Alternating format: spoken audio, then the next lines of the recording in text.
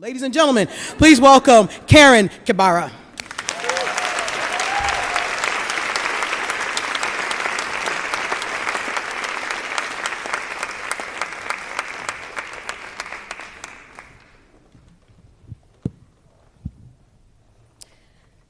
I was a good girl, and I did everything that my parents told me to. I was not taught to be assertive, and I had learned from being a young girl to give up things that I really wanted. And so at around 10 years old, my parents thought it was good to take me to boarding school. I didn't like it, but nevertheless, I had to. I had siblings younger than me, and I would give up things like toys if I was playing with them and they cried for them. I really, really loved traveling, and I thought I would become a tour guide, but my father said, no, you will be a secretary, and I became one. At 18 years old, I never had a boyfriend. So at 19 years old, I had just cleared high school and I was waiting to join the college. And my father called me. I was at home and said, Karen, cook good food. I'm bringing home a guest. That was the first time I met this man. He dressed to the nines. He looked good. And after they had the meal, he commended me and said, that was a good meal. And at 19 years old, I was feeling good, and I had shivers all over me. My mother ran a shop in our town. It's the same town where this man ran a very successful legal business. And in my mother's shop, we sold, among other things, refreshments, like, sodas and some cakes. And I would go to help her run the shop. And then I noticed that this man kept coming to the shop quite often. And sooner or later I realized, no, it wasn't the refreshments he was coming for. He had seen a good thing, and that was me, And he was in hot pursuit. A few months later, I joined the college that my father had picked for me. It was about 200 miles away from home and away from him. And this man, who did not know how to drive, bought a car and hired a driver just to come and see me over the weekends. And I felt loved. My father did not give us much money for pocket money, so when he subsidized this little money that my father gave me, honestly, I thought he really cared for me. And I found myself in a relationship with this man. A few months later, I got to know that some people were talking to my parents and warning them that perhaps they should rethink allowing me to have an affair with this man. Especially his girlfriends, his former girlfriends, they told him that he did not treat women quite well. So when I told him about it, he said, oh no, Karen, they're just jealous. So my parents panicked, and they said demanding that I stop seeing this man, but I just couldn't. I was in too deep. In the last semester of this college, I got myself pregnant. Oh, excuse me, he got me pregnant. So I called him and told him of the news of what I had found out, and he said, don't worry, calm down, we'll talk about it. So after I finished college and I packed everything that I had, he came and picked me up, and he could drive at this time. On our way home, he said, Karen, I hope you remember that you and I agreed that you're coming now to move in with me. And for a moment there, I was like, I don't remember us having that kind of a conversation, but... And I said, no, my mom is waiting for me. If she doesn't see me, she's going to start panicking. I got to go home. And he got so angry that he did not talk to me until we got to his house. But then along the way, I thought, how do I break this news to my father and to my mother and tell them that I was pregnant? So I thought probably it was not a very bad idea to move in with him, and so I did. About 6 months later, our son was born, and that's when things took a turn. This man that I thought loved me started coming home late drunk, and he would get angry at small things. The baby's crying too much at night, as if they don't. You are getting too fat. Excuse me, I just got a baby. You are going to see your mother too much. She was only about 300 meters away from me. The food did not taste as good as it used to. And I just couldn't understand what was going on. Now, on one of those days that he came home late, this time he came a little bit later, just about morning. I had spent the entire night crying, looking out through the window. We didn't have cell phones at that time, so I couldn't call him. So when he got into the house, I was like, hey man, what's going on? Why are you coming home this late? Could you just tell me what's really happening? I tell you, I never had anything that he said. The only thing I had was a huge slap on my face. And then another, and another. And I was so shocked. This was the first time he had slapped me. And I was so frightened, so I didn't talk much. In fact, I didn't speak anymore. Then he went to bed. Now, when he woke up, he came to me and said, you see what you made me do to you? Had you just shut up, if you didn't ask those silly questions, I wouldn't have hit you.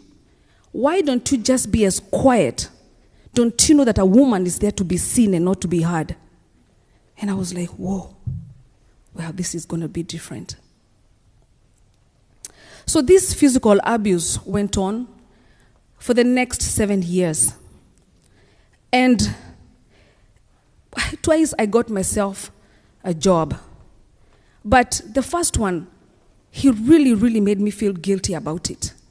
So he demanded often that I should choose between my family and the job. And so I chose the job. In the second one, he got the director firing me. My contract was terminated. My family knew that there was abuse going on in this relationship. But because twice I had left with my son, and he had found me before, and he had cried and pleaded and promised that he was not going to hurt me anymore, twice I went back with him. So my parents did not know what to do. The only thing my mom thought best to do was to call her friends quite often and just pray.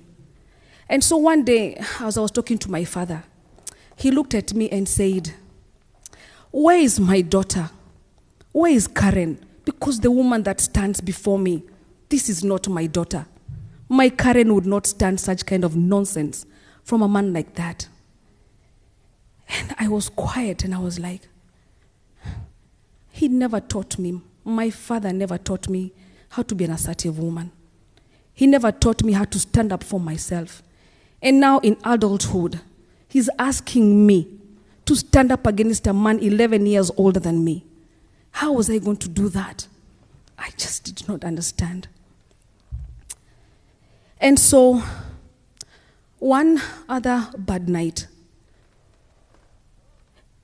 this man came home late.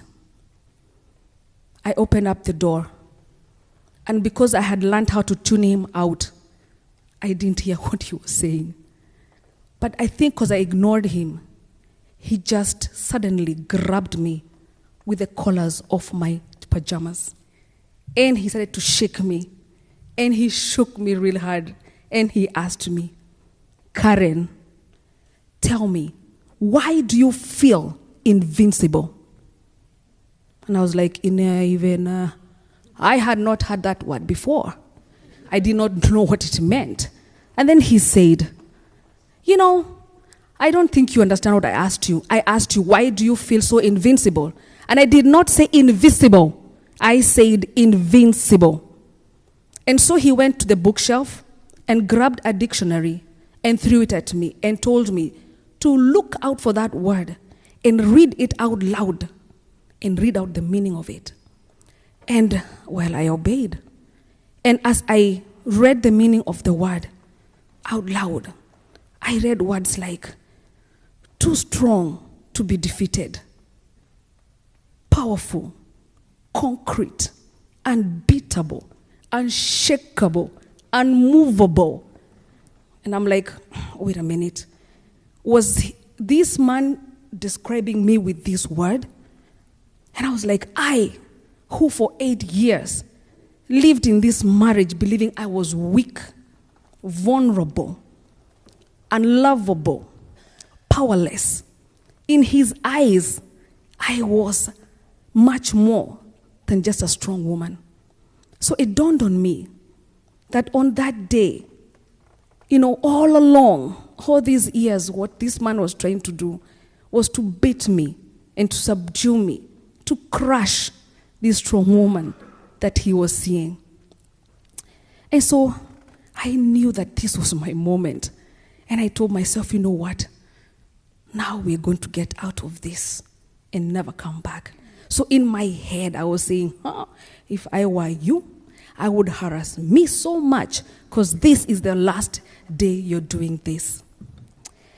And so after a while, I think he got tired and he went to sleep. He went to his bedroom and I went to mine. And I cried myself to sleep that night. But those were tears of joy because I knew this was the last time that this was happening.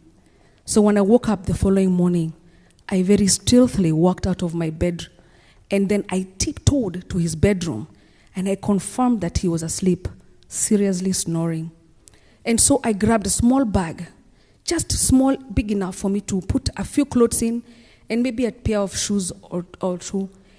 And I was ready to run out of that house. And as I walked towards the door, and right before I had my hand on the doorknob, I heard the voice of my 7-year-old son. And he asked me, Mom, where are you going? And I said, I have to leave now. I'll come back. I'll tell you everything. I said, no, can I go with you? And I said, no, you can't come with me. Please. And they started crying. I said, please don't cry. If you cry, you'll wake up your father and I'll be in more trouble. And I knew that his father doted so much on his son. And it's I whom he detested. So, and I thought that the best I could do was to get myself out of here, get myself back in order, physically and emotionally and financially, and then come back for my son. So I managed to convince him not to cry and to stay in the house.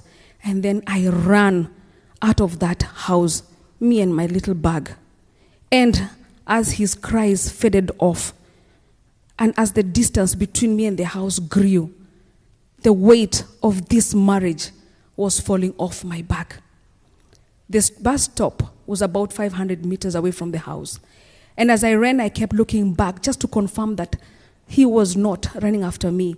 And I mean, his father. And so I got into the next bus that came, and I went straight home to my parents' house, and they took me in. I had gone back to college to become a social worker. So my father agreed to pay the remaining, the tuition fee for the rest of the school term, about 3 terms. And after that, I completed the college and I was able to get myself a job. In the years that followed, I was able to have a relationship with my son, and he's just about to finish university right now. And now I run my own kindergarten out of passion. And I also mentor and speak to young girls and women and helping them find their inner strength, their inner power, so that they too can learn how to be assertive. And so here I am, Karen from Kenya, telling you the story of Karen the Invincible. Thank you.